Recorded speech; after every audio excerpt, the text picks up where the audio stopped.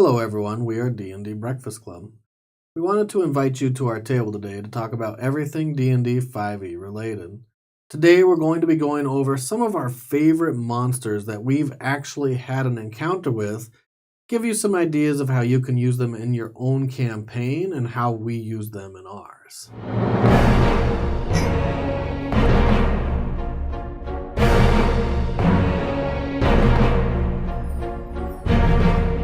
So we're talking about creatures that we have fought. And Storm Giant has been by far the coolest, maybe not toughest, but the coolest enemy that I fought. It's a giant. It has lightning strikes, right? It's strong. It's tough. It has multi-attack. Smarter than Garavon. It's smarter than my dumb ranger. Like, it was awesome. It was a great time. I think the setting where Ryan had this, it was typical. It's storming out. There's lightning going everywhere. Definitely a sense of danger when you see these guys, and when you see it up close, it's even more frightening. So yeah, that definitely Calls down lightning from the sky. What are some of its abilities? All right. So abilities. Well, so for actions, we'll go actions first. We got a multi-attack, like I said before. It's got a great sword, right? They can throw rocks. Obviously, it's a giant. And then we got the lightning strike. What kind of damage are those attacks doing? 66 plus 9. On a sword attack, right? For a sword attack, yeah. And it has multi-attack, so it rolls right. 6d6 every time it hits someone plus 9. Right. And for the lightning strike, we must make a DC of 17 dexterity save. Mm-hmm. What kind of damage is that? Would be, if you fail, would be 54 or 12d8. 12d8? That's pretty high damage. A little more than a fireball. It could take you halfway down. I mean, if you only have 100 hit points. What else we got, Matt? He's got some other stuff. So he does. So at will, he can cast Detect Magic, right? Mm-hmm. He can Feather Fall. Mm-hmm. Levitate. Can't levitate himself.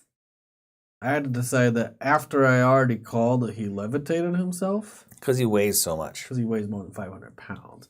I homebrewed mine to fly. I was trying to make more of like a boss than just a storm giant. Because regular storm giants aren't badass enough, what are you saying? I also had fun casting Dispel on him. Mm-hmm. Yeah, he didn't fly for very long. True. Good job, by the way. Anything else? And controlling storms. Controlling the weather itself, lightning strikes.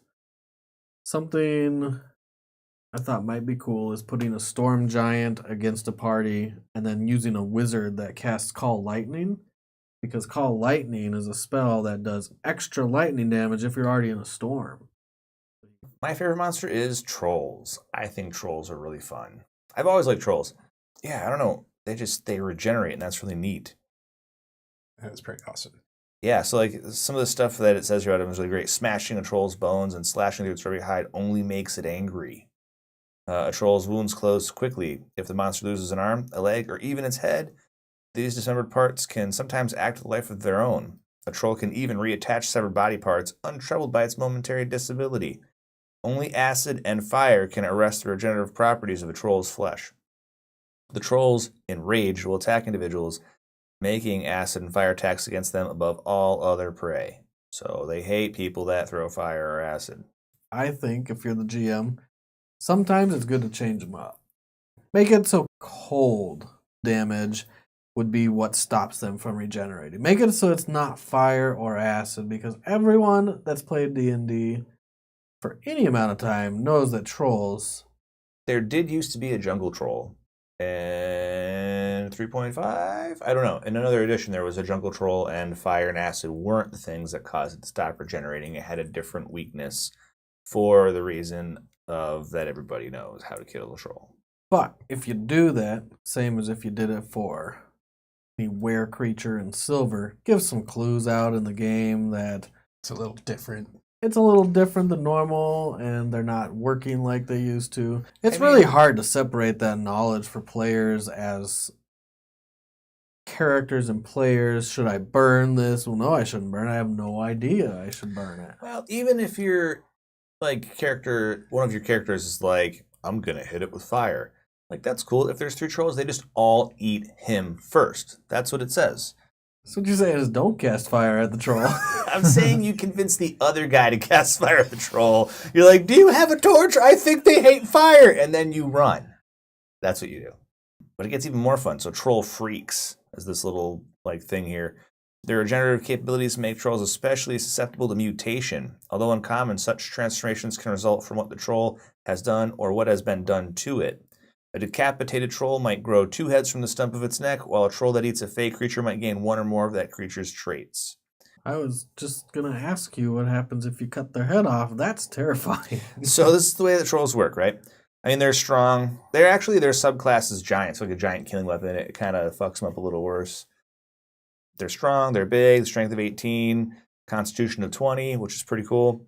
They have keen smell, but regeneration is what really makes it happen. They regain 10 hit points at the start of each turn. If they take acid or fire damage, the trait doesn't function at the start of the troll's next turn. The turn after that, it does. The troll dies only if it starts the turn with 0 hit points and doesn't regenerate. So you can like hack the snot out of them. You can put them deep into the negatives. If you don't burn them or hit them with acid, they don't die. You cut their head off, they're okay. If their head is severed, the troll loses its bite attack and its body is blinded until the head can see it. The severed head has a speed of 0 feet and the troll's keen smell trait. It can make a bite attack, but only against a target in its space. The troll's speed is halved if it's missing a leg. If it loses both legs, it falls prone. If it has both arms, it can crawl. With only one arm, it can still crawl, but its speed is halved. So they're like the cockroaches in the monster world. They're like almost impossible to kill. They do have a multi-attack. They've got 3 attacks. 1 with its bite, 2 with its claws. They're just tenacious and like gross, and I really like them.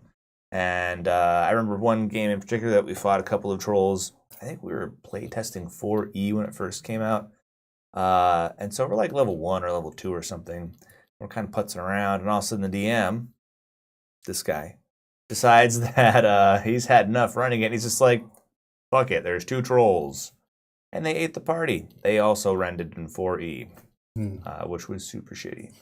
I always wondered, like, in 5e, if you cut off a body part, it dies once they regrow it. But I've always wondered, like, what happens if you cut off one of their hands and it grows a new troll? That would be kind of cool. It could be a story in itself. I mean, if I were DMing it, a game, and they came across trolls, I would, like, try to put a giblet in someone's backpack or something to make it like spontaneously spawn a troll later on, because that would be really great. Is it spontaneous? I would think it's It's kind of over time, so this is the way it works. Round, right? I guess that would be somewhat spontaneous. If the troll finishes a short or long rest without reattaching a severed limb or head, the part regrows. So a short or long rest. So an hour. So you could have no head an hour later, have a new head. Or 2 maybe, if you get lucky. And then it's just DM fiat of how fast it actually grows outside of their head. Or outside of the stump. Yeah, whatever. Whichever way it grows, up or down. No. Yeah, what if you cut one in half? What if you just saw it down the middle? Whee! And then leave it? Do you get 2 trolls? I think this needs to be tested. That's I would probably love how they to reproduce. do some experiment. I'm going to make a We should wizard. have a troll farm. I'm going to make a wizard that loves trolls, and that's his life's work is to catalog the biology of trolls. So that would be really fun. That'd be a fun character. Give him an accent. It's a Russian troll farm. There you go. It's a Russian troll farm. Oh, yes. So good. Oh, get out of here. Have an inspiration. Yes! Not for real. But just that was pretty awesome. Brian, you want to do the outro? Thanks, guys. Come on. I love you. That's like the way I do dishes at home. Like, if you fuck it Yeah. up bad enough, you won't have to do it again. We're not leaving until you do it right. I'm leaving the turkey spittle all over these plates. Wow. That's what you call Like, it, turkey spittle. All right. Share, subscribe, ding that bell. And let us know what your favorite monsters are, Ding because that we bell. want to know. Stop it. That was fucked up. We just want to know, what are your favorite monsters?